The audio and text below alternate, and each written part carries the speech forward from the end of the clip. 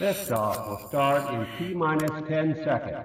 10, 9, 8, 7, 6, 5, 4, 3, 2,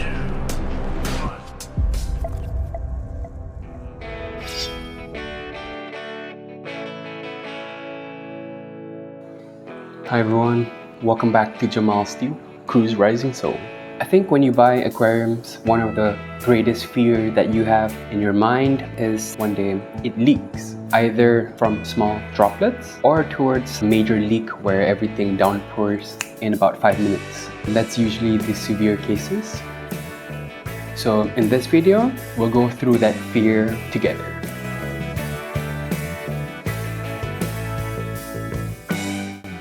I'll be resetting this 2-feet aquascape tank of mine, and we'll be talking about the reasons as to why the tank was leaking and how you can avoid it. Hit that thumbs up button and let's begin. I've made a few videos and covered this tank of mine during early stages. Tank has been around for almost a year and a half. I'd say there were lots of changes from adding and removing items. I did add items such as driftwood. However, when I added these items, I didn't really necessarily clean them prior to putting them in the tank. They were from other tanks, and so one thing I've learned, this actually accumulates so much algae, particularly the black bearded algae. It's a very tough algae, and lesson number 1 over there. Also, the driftwood, when you add it in the tank where there's no driftwood, will also change the pH level. In this case, might have reduced the pH level. The fishes and the shrimps in the tank were able to acclimate towards this change. However, the bacteria that was before, as well as the detritus that was not properly cleaned, this is what caused it to have a big algae bloom, a little ammonia spike. Setting up this tank, actually I did put a lot of thought, time and money into it, so it's a little bit of a heartbroken situation when I found out the tank was leaking. Normally, tanks that are not set up yet require 2 to 3 weekly water changes, and that's what I did. Though there were some situations where I sort of made it worse for myself, such as using old aqua soil from another tank. This eventually increased the algae and all the unnecessary bacteria that you don't need. I definitely brought the bad bacteria into a good new tank. For the escaping products, I spent a lot, such as the aqua soil. I did use 6 to 8 kilograms of aqua soil. I wanted to create depth. Initially it was a Dutch style, but then I went ahead and I added a few different more scapes, such as the river rock. I'm not quite sure of the name, but I'll link it over here once I find out for you guys. These rocks were up to 10 kilograms and above, so that also added towards the total weight of the tank. Additionally, I also added CO2. I wanted this tank to be a high-tech tank. I've learned that that tank eventually was not really high-tech, maybe medium-tech. The lights were not that properly high-powered. The aqua soil was not really meant for high-tech tanks. The CO2 I added really helps plants grow, but the other thing it helps grow are algae. There were a few different times after water changes the algae would bloom suddenly. Then I would have to buy products such as algaecide to combat this algae problem infestation in my tank, and so that contributes to also money. So yeah, that's why it's called a high tech. You really need also high maintenance. There I were just coming back home, and then I found out there was a big bubbling sound in my living room. Normally they are bubbling sounds, but I know how they sound like. This bubbling sound seemed different. Upon close inspection, this 2-feet tank of mine was leaking. As you can see, yeah, the leak was actually quite bad because almost half water level of the tank had reduced. It reduced all the way towards the floor. Thankfully, it didn't seep towards underneath my neighbor's house. The tiles are okay, so water didn't seep there. What I did was I just swept the water out towards my balcony, which is actually just over here. So lessons number 2, you're gonna have an aquarium, make sure it's accessible towards the outside drainage. This can be your balcony, but just make sure your aquarium close to the toilet so that if any mistakes happen, the water won't go out towards your neighbor's corridor, especially if you're living in a condo. So lesson number 2 there. So immediately heartbreak settled in because I knew I had to deassemble, reset this whole tank. Immediately I tried to find a few tanks that were used just show it to you guys right now. This is what also makes part of the 30 tanks that I have.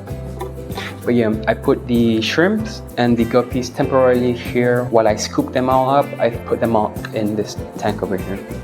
So it's a lifesaver, even though it's a small tank. Sometimes that's all you need. That's all you need in moments like that.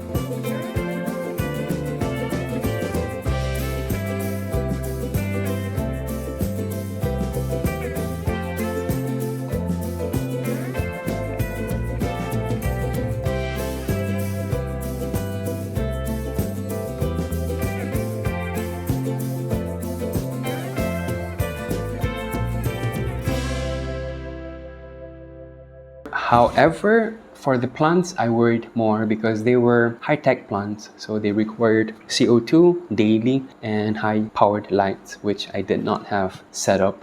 I had them, but so what I did was I quickly just put them all up in the 2.5 feet tank. Right now, it's been a few weeks of the leaking. You have to find a few different types of nets. Luckily, I scooped all of them out. I tried to scoop all shrimps. I think there were maybe 1 or 2 shrimps that during the scooping I didn't catch because the water was already reduced, the ammonia as well as the detritus was already clouding up the water. So some shrimps, maybe the small ones, didn't make it.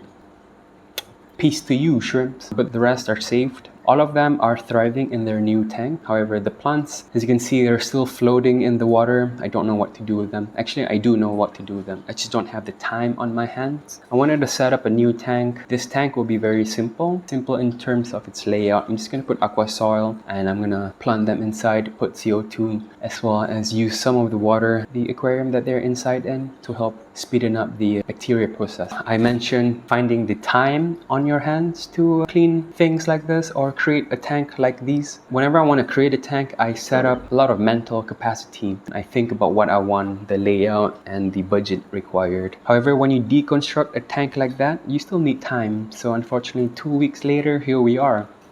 So I'm going to show you guys right after this of me cleaning up the tank and finding out the root cause of the leaking, whether it's actually glass related or just the silicone sealants. Stick around, guys. I'll see you guys in a bit. You say slow down.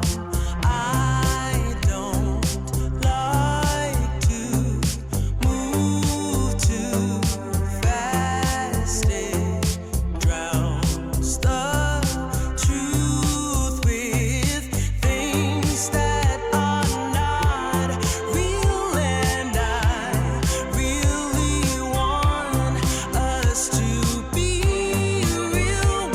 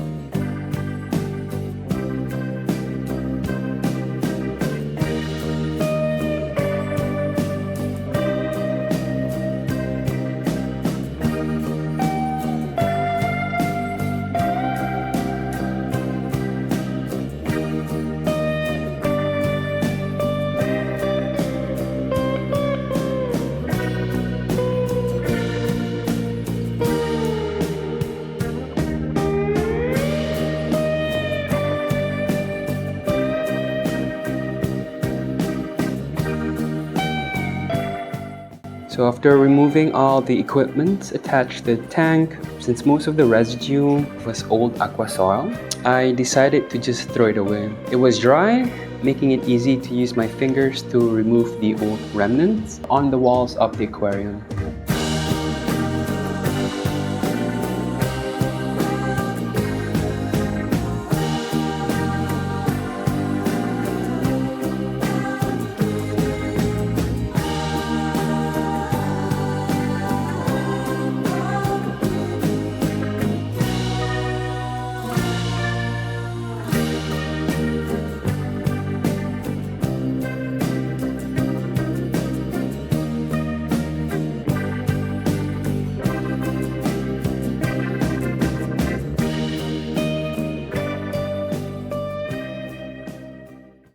And then I went ahead, put the tank on the balcony once again for the drainage, and I filled up water.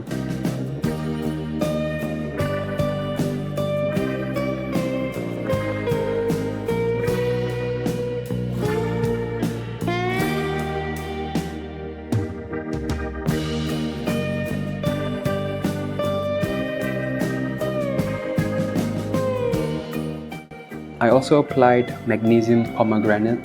Nope, that's not it. Permanganate to aid with the resetting of the tank. I put a lot of it, in this case, to actually really clean all the good and bad bacteria found in the tank.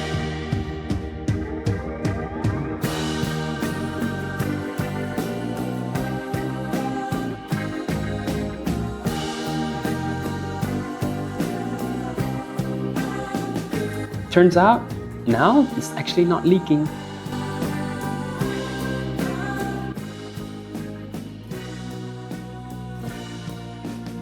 The tank has no leaks. I repeat, the tank has no leaks.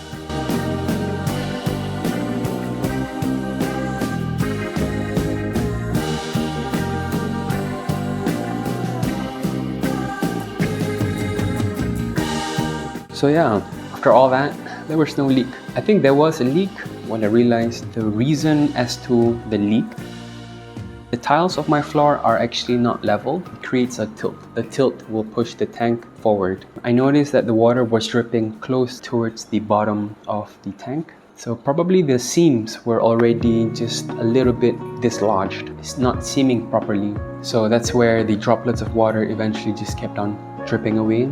So thankfully it wasn't a big mess, and also heartbreak, because you have to reset the whole thing. It takes a lot of time and you put a lot of money. Yeah, once again, back to the point. Lesson number 3, if you're gonna set up your aquarium, make sure the tiles of your floor are leveled. If you can find that device that actually tells you the balance of your house, architects and engineers or construction workers are familiar with this. To see the level, this will actually be helpful for setting up your tank, because a tank will be in your site for years to come. So you don't want to cause issues. This tank was only less than a year and a half, and it's already leaking. Thankfully, just a small leak. So yeah, let that be my third warning for you guys. Take it seriously. If you're gonna have a tank, make sure, one, to have what we call this, the black mat. The black mat that you put underneath your tank is actually really helpful. I'm gonna show you a few close-ups where the cabinet was actually not leveled. There was a small little gap. The structure of the cabinet is not hard structure, it's hard wood. It's a cheap wood, fake wood, chipped wood. So because of that, it didn't provide proper coverage for the tank. So get one of this, put them underneath your tank. Your tiles, make sure your tiles are leveled. It sounds very OCD-like, but yeah, please do so, because if not, you're gonna have issues like this. In this case, this was a very small little warning. I'm afraid of moments where I'm actually not at home for a week long, and then the damage was more than this, and the water would shoot out straight into the electric sockets and then burning. I don't know, all of these are things that scare me and probably scare a lot of aquarium fish keepers. Hope you guys have learned a little bit regards of how to keep your tank. Another consideration as well is even though you might have covered all 4 sides of your aquarium, even though the tiles are good as well, sometimes maybe the balance is slightly off as well. Unfortunately, when you put a lot of scaping, for example, the weight of the aqua soil, rocks, driftwood that you put in the tank, all of this will accumulate towards the total weightage. So consider this consideration. For my next video, I'll be showing you guys how I apply sealant for a tank to ensure no more leakage. If you guys are interested in that, don't forget to subscribe, like this video, comment down below for any questions or any inputs that you guys have. Share me your story and what your fears in regards of your aquarium. If you think gonna work or not, yeah, just drop a comment down below. If I've already made that video, I'm gonna put it right over here for you guys. Finally, I hope you guys have enjoyed this little content I've put together and learned a few things as to being a fish tank owner. My takings is that a 2-feet tank is good enough for an aquascaping tank. I think it's maximum enough. You don't want to go bigger than that. You can if you have the budget and the mental capacity. I have 2 3-foot tanks of aquascaping. However, I've already deconstructed one in this video that I'm gonna put it over here. I have another one over there that is still ongoing. Yeah, that's also, I'm in the fence of whether I want to reset it or just let it go. But at this point, I'm just gonna let it go until nature or life tells me I have to do a quick reset. I hope not. I hope if I have to do a reset, it comes from my choice, not from unexpected circumstances. This 2-feet tank of mine, after I've applied the sealant, I don't know when I'm gonna do that, but I'm gonna do it soon and release that video. The next inhabitants for it, I don't know. I could just set up a plant tank where it's just plants and keep shrimps. I think shrimps are pretty cool too, just especially if I want to focus on the scape as well as the high-tech plants, then probably just that. I can also keep it as a low-tech fish tank where I just put, you know, rocks, some sediments such as sand or lava rock, and, you know, let them chill there. Very low-tech, low-maintenance type of tank, just to, yeah, I guess, groom them. But yeah, we'll see how it goes. And that is all for today's video. Thank you very much for watching Cruise Rising Soul and for staying till the end of this video. I appreciate your time. I hope this video finds you well, and I hope you guys are in good health as well.